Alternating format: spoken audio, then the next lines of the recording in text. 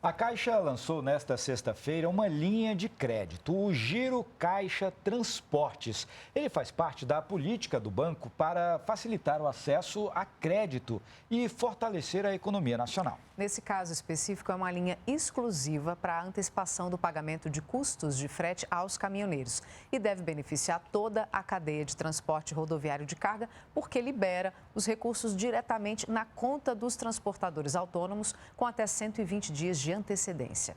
Esse é um dos assuntos da entrevista que o presidente da Caixa, Pedro Guimarães, dá à Voz do Brasil e que você acompanha a partir de agora aqui com a gente. Vamos ver. Caminhoneiros autônomos. É uma nova linha de crédito, o Giro Caixa Transportes, que vai beneficiar a categoria com antecipação de frete. Para falar destas medidas e outros assuntos, nós conversamos ao vivo aqui no estúdio da Voz do Brasil com o presidente da Caixa, Pedro Guimarães. Boa noite, presidente. Boa noite, Gabriela. Um grande prazer estar aqui. Presidente, a Caixa teve um avanço de 100% na concessão de crédito imobiliário em janeiro deste ano, na comparação com janeiro do ano passado. Qual o impacto dessa ação na economia do país? Muito importante, porque é o setor que mais emprega. E isso reforça o fato do crescimento do Brasil, porque nós crescemos o dobro do que janeiro de 2021, sendo que em 2021 a Caixa emprestou 140 bilhões de reais no crédito imobiliário e nós refizemos a projeção para 2022, aumentando para 155 bilhões de reais, 3 milhões de pessoas gerando emprego direto e indiretamente com esse empréstimo da Caixa. O senhor falou que é realmente um setor que emprega bastante, né? É o que mais emprega e a Caixa faz esses empréstimos por todo o Brasil. Ou seja, construções em todo o Brasil, em especial no interior da região norte e nordeste. Tanto as construções de média renda quanto de baixa renda, conhecido como Casa Verde Amarela.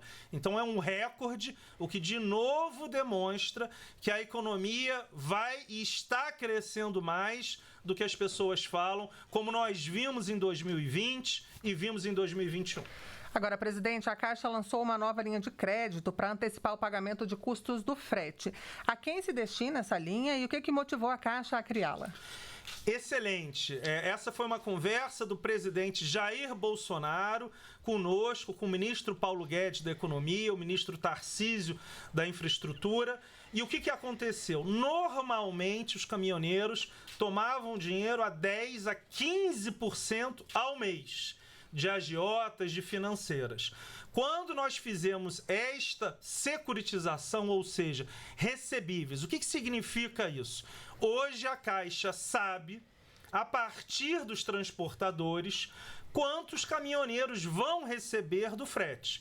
Com isso, a taxa agora que eles podem pegar é 1,99% ao mês, ou seja, até 85% a menos. Isso gera um aumento de renda e são mais de 1,5 milhão de pessoas que podem ser beneficiados com essa medida. Qual é o valor disponível para essa operação e a partir de que data começa a valer? Já está valendo, na verdade nós já começamos a fazer nas últimas 2 semanas, assinamos hoje o primeiro contrato formal, mas já fizemos várias operações e é no valor do frete. E uma diferença é que nós podemos antecipar em até 120 dias, ou seja, em até 4 meses.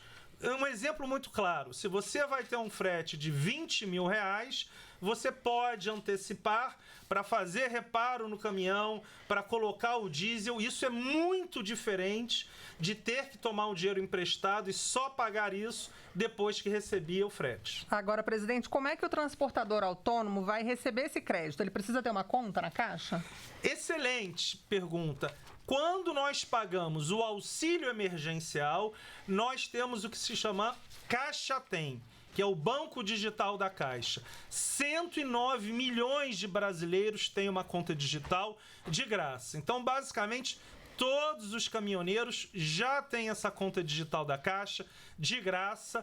Logo, eles podem receber nessa conta ou numa outra conta qualquer da Caixa Econômica Federal, que é o maior banco do Brasil e está em quase todas as cidades. Presidente, a Caixa tem investido forte no agronegócio. O banco deu um salto em relação ao financiamento nesse setor, né? Exatamente. Em um ano, nós éramos o 8º banco.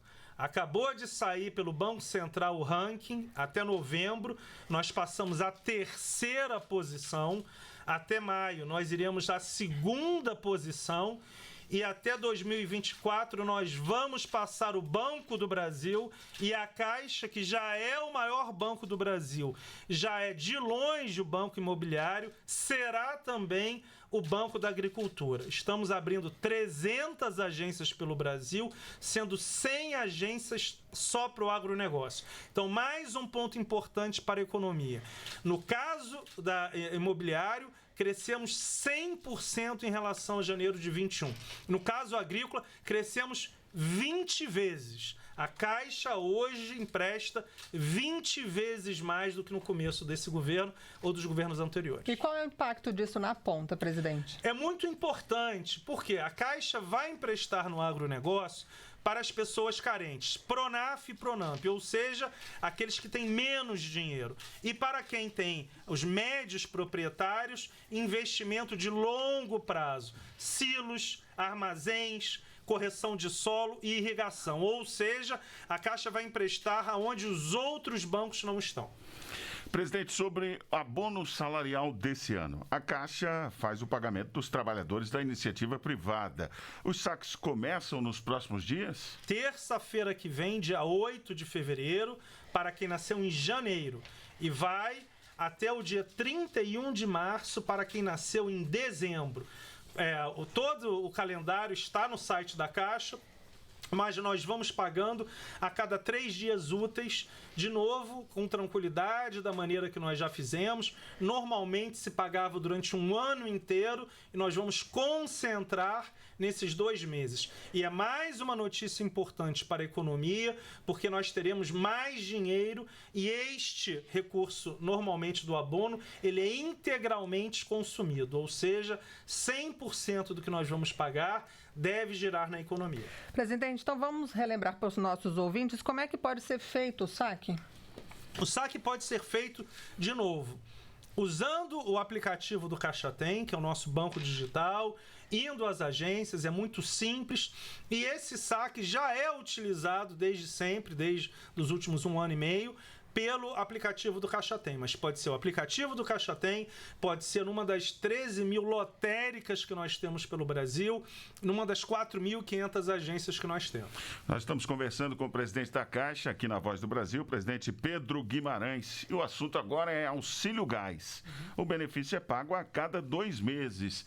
Nesse caso, haverá pagamento em fevereiro, presidente? Sim, haverá o pagamento em fevereiro e só reforçando, para aquelas 33 cidades que foram impactadas na Bahia e Minas Gerais pelas chuvas, todas essas 33 cidades, nós teremos o pagamento do abono no dia 8 de fevereiro. Então, independente do mês de nascimento, todas as pessoas receberão o depósito no dia 8 de fevereiro. Em relação ao Vale Gás, ao Auxílio Gás, ele será em fevereiro e terá o mesmo cronograma do Auxílio Brasil, ou seja, os 10 últimos dias úteis do mês, começando no dia 14 de fevereiro, para quem tem o NIS 1. O primeiro NIS 1 vai até o NIS 0. Então, você acompanhou aí, ao vivo, portanto, a entrevista do presidente da Caixa, Pedro Guimarães,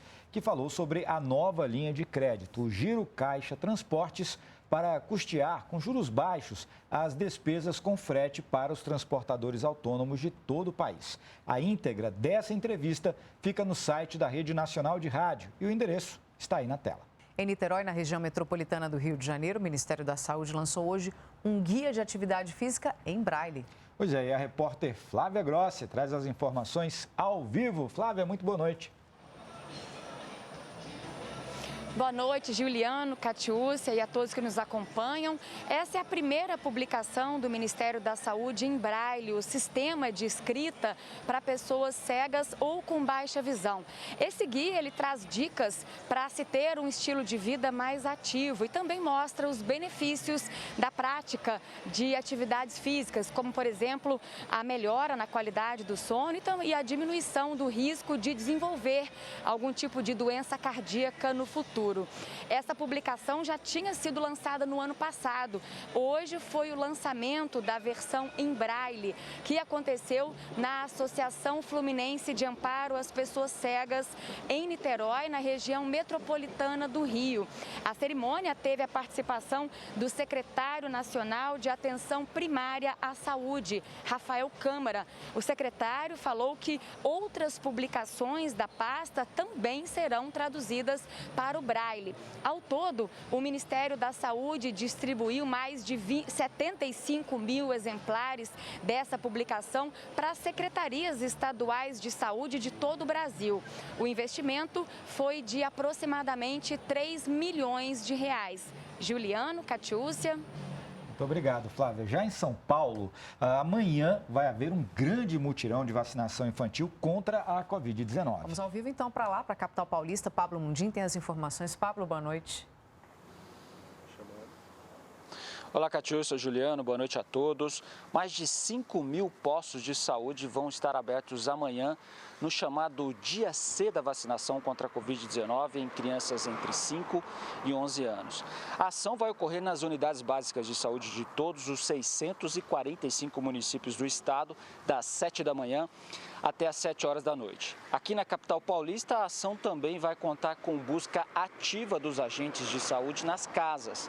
A ideia é estimular os pais ou responsáveis que têm dificuldade de levar as crianças ao posto de saúde durante a semana. Segundo o governo paulista, foram vacinados até o momento mais de 1.600.000 crianças de 5 a 11 anos, cerca de 42% desse público. Enquanto isso, em São José do Rio Preto, no interior paulista, também tem mutirão de vacinação em adultos. Isso porque 9.700 doses da vacina da Pfizer vão vencer na próxima semana. E muitas pessoas não voltaram aos postos de saúde para completar o esquema vacinal. Então, mais uma oportunidade para receber o imunizante contra a Covid. Eu volto com vocês. Obrigada, Pablo. E nós voltamos ao Rio, desta vez para dar uma boa notícia. O estado registrou queda nos resultados positivos de Covid e no número de atendimentos por síndrome gripal. E para seguir no combate ao coronavírus, a vacinação das crianças foi retomada na capital. A vacinação para as crianças aqui no município do Rio foi retomada nesta sexta-feira e até sábado vão ser imunizadas as crianças de 6 anos ou mais. As crianças de 5 a 11 anos com deficiência e problemas de saúde continuam sendo vacinadas e a partir de segunda-feira o calendário segue para as meninas de 5 anos e na terça os meninos de 5 anos. A vacinação dos adultos continua e o município também aplica a 4ª dose nas pessoas com mais de 18 anos imunossuprimidas. O intervalo é de 4 meses entre a 2ª dose de reforço e a 1ª dose de reforço. Ainda no Rio, as visitas aos pacientes internados nos hospitais municipais que estavam suspensas vão ser retomadas no dia 7 de fevereiro, próxima segunda-feira. Os visitantes precisam apresentar comprovante de vacinação com as doses em dia. A avaliação é de que o cenário epidemiológico da cidade está melhor. Também teve melhora nos indicadores do estado. A média dos atendimentos por causa da síndrome gripal nas UPAs teve redução de 60%, de acordo com a Secretaria Estadual de Saúde. O percentual de testes positivos para a Covid nos centros de testagem do estado está em 12%. Agora a gente traz um panorama da Covid aqui no Brasil. Você vê na tela a média móvel de casos e de mortes. Média móvel é a soma dos dados dos últimos 7 dias dividido por 7. Assim dá para a gente entender melhor se os números estão subindo, caindo ou estáveis. Temos aqui no telão os números desde o dia 28, sexta-feira da semana passada. E eles vão ao longo da semana mostrando para você. Nós começamos na sexta, então, dia 28, com 183 289. Ao longo da semana dá para perceber que eles vão oscilando, sobem um pouco, depois vão caindo. E aqui a boa notícia.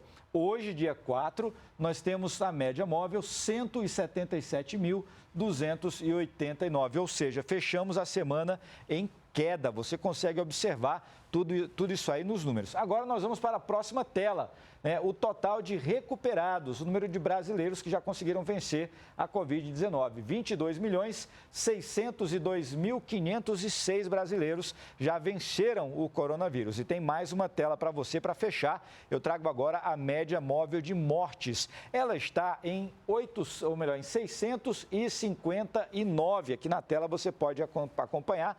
Também caiu em relação à semana passada, embaixo os números absolutos. E a gente mostra agora como está a vacinação pelo país, ainda segundo o Ministério da Saúde.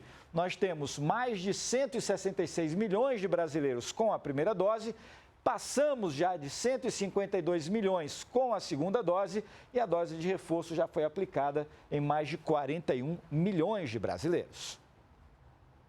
A Índia se tornou o terceiro país a superar a marca de 500 mil mortes por Covid depois dos Estados Unidos e do Brasil. Vamos a um giro de notícias internacionais sobre a pandemia.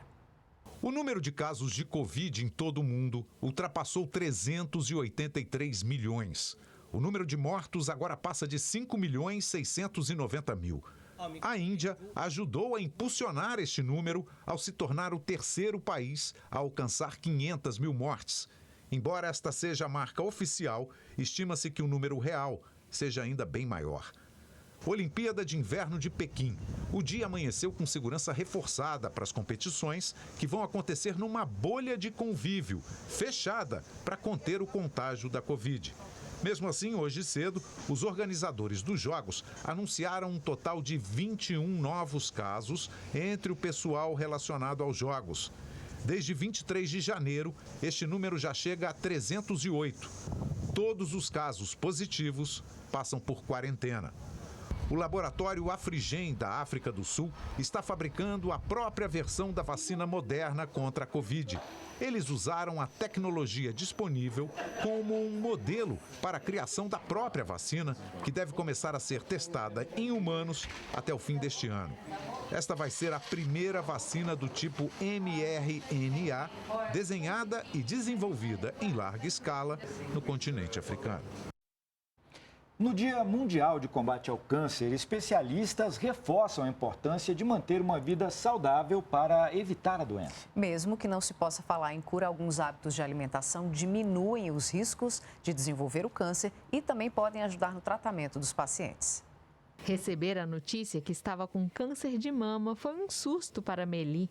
Depois do diagnóstico em 2019, ela passou por cirurgia e quimioterapia e montou um grupo de apoio na internet com 800 pessoas que vivem situações semelhantes. Um grupo que acolhe, né? Fala, não, vai dar certo, a primeira coisa mais importante é ter o diagnóstico. Quem passa por essa experiência passa a enxergar a vida de outra maneira, né? Passa a enxergar as pessoas e principalmente a nossa relação, né, com o mundo e com as pessoas de outra forma. Em média, a cada ano, mais de 230 mil brasileiros morrem de câncer.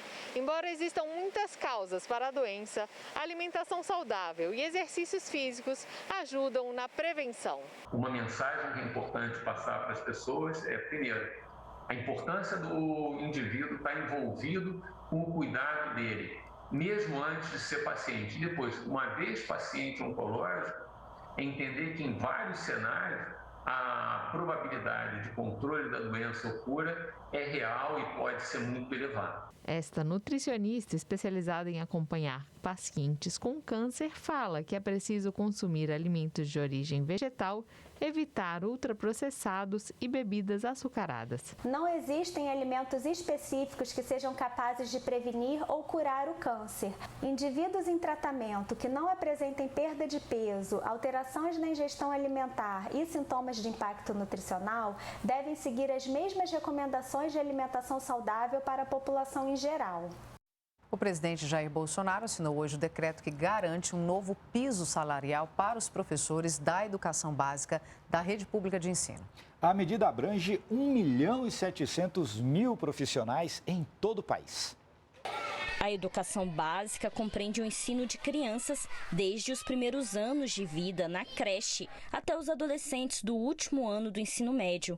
Com a assinatura da portaria, o novo piso salarial dos professores do ensino básico sobe para R$ 3.845,63, um aumento de mais de 33%. É uma maneira que nós temos um meio de valorizar 1.700.000 professores do ensino básico no Brasil, que de forma direta estarão envolvidos com 38 milhões de alunos. Além da assinatura desta portaria, o governo federal lançou 2 editais. São 168.000 vagas para graduação e pós-graduação, para aperfeiçoar a formação dos professores.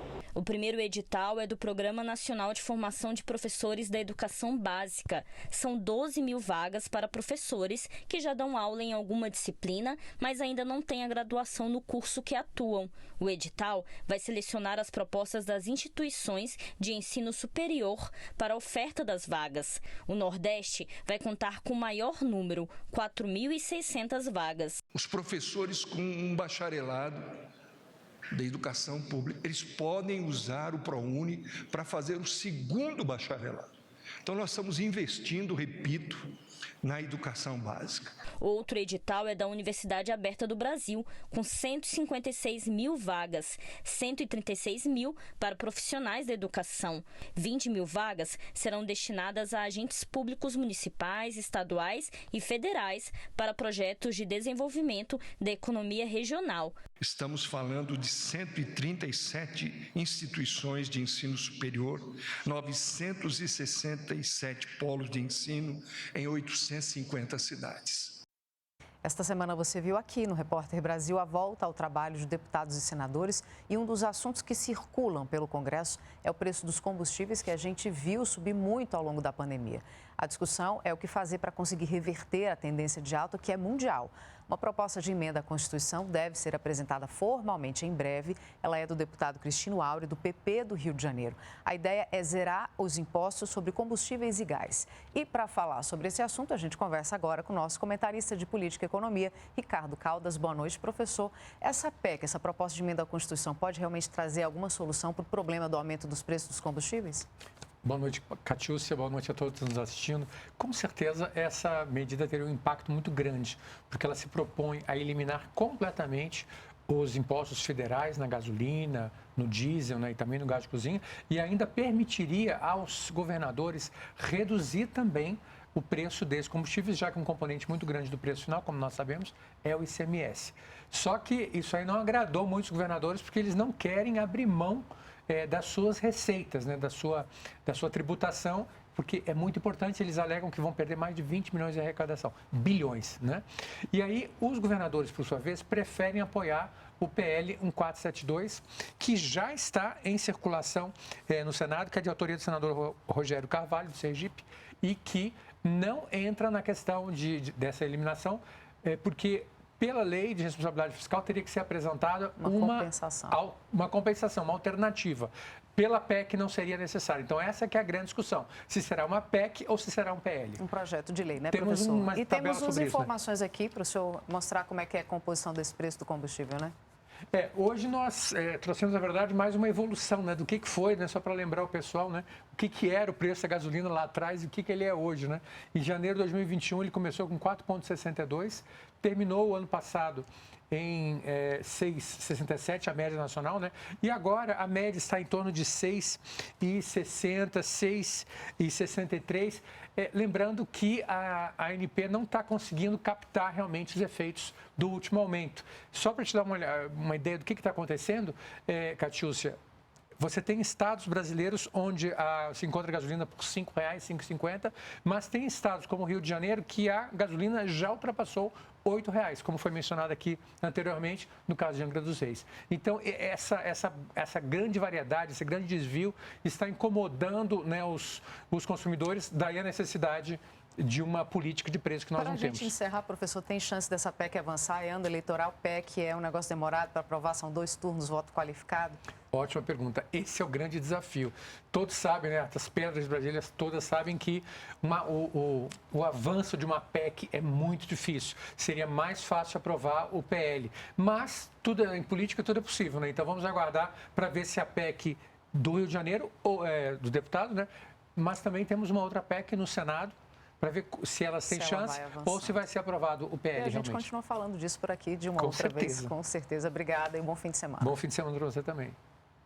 A abertura de uma cratera essa semana em São Paulo chamou a atenção para uma das vias mais importantes do país, a Marginal Tietê. Muitas vezes associada a problemas como trânsito e enchentes, a Marginal Tietê é fundamental para diversos bairros da capital paulista e para outras cidades, tanto do entorno quanto de lugares mais distantes. Ela tem a cara e a voz de São Paulo. A Marginal Tietê é também a principal artéria da cidade. Por aqui passa de tudo que mantém essa metrópole de pé. São 24,5 quilômetros cortando a cidade na direção leste-oeste.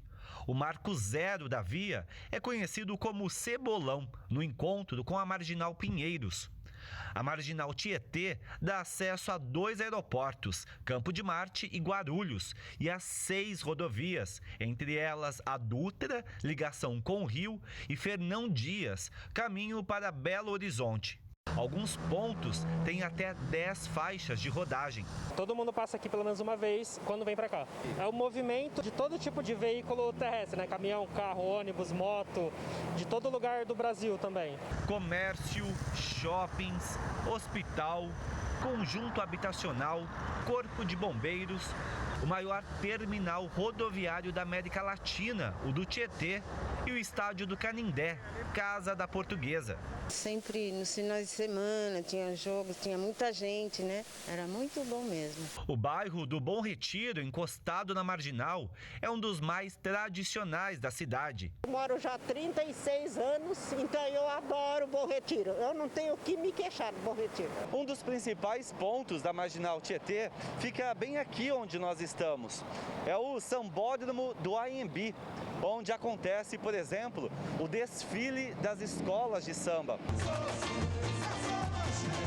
E quando essa artéria entope, toda a cidade sente. A cratera, aberta nesta semana, nas obras de uma linha do metrô, se tornou uma grande ferida que precisa ser tratada o mais rápido possível. A gente vê hoje na várzea do Rio Tietê um acúmulo de vários tipos de problemas em várias escalas, mas a gente vê grandes potencialidades também, exatamente porque é uma área ainda que está pouco ocupada, tem baixa densidade, então tem grandes possibilidades ali para se pensar uma reestruturação. No Rio de Janeiro, a Polícia Civil ouviu o policial militar que administra o quiosque onde trabalha um dos acusados pelo assassinato do congolês Moise Kabagambi. O policial militar Alauir de Faria e a irmã dele, Viviane de Faria, prestaram depoimento na delegacia de homicídios. Alauir é apontado como administrador do quiosque Biruta e Viviane é a gerente. O Biruta fica ao lado do quiosque Tropicália, onde o congolês Moise Kabagambi foi espancado e morto. O Alauir, de vez em quando, ia para o quiosque ajudar a irmã dele, a senhora Viviane, nos trabalhos do quiosque. Então é por isso que ele é conhecido na região, mas ele não é o dono. 3 acusados pela morte de Moise tiveram uma audiência de custódia e o juiz responsável pelo caso decidiu manter a prisão. Fábio Perineus da Silva, Alisson Fonseca e Brandon Alexander já foram transferidos para o presídio. Os parentes de Moise fizeram mais uma denúncia. Eles afirmam que foram intimidados 2 vezes por policiais militares. Tanto o quiosque Biruta quanto o Tropicália permanecem fechados. A empresa Orla Rio, que é responsável pela concessão, informou que Alauir ocupava o lugar de forma irregular e que desde o ano passado abriu uma ação de reintegração de posse. A Corregedoria da Polícia Militar está investigando a atuação do cabo Alauir na provável administração do quiosque Biruta.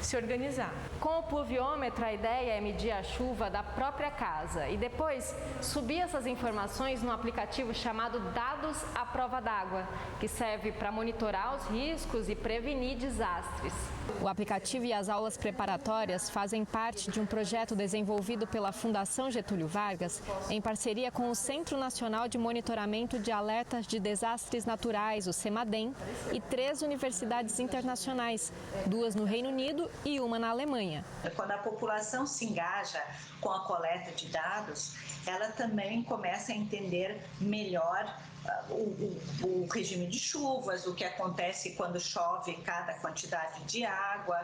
Então, isso aumenta, melhora a percepção do risco da população e melhora a preparação da população para quando as chuvas vêm. Desastres relacionados à chuva são comuns no Brasil e têm atingido países da Europa, o que justifica o interesse internacional no projeto já realizado em 5 estados brasileiros. Hoje, a gente não consegue impedir que a chuva venha, mas a gente pode melhorar os modelos de previsão e a gente pode melhorar a resposta a esses eventos, a esses fenômenos.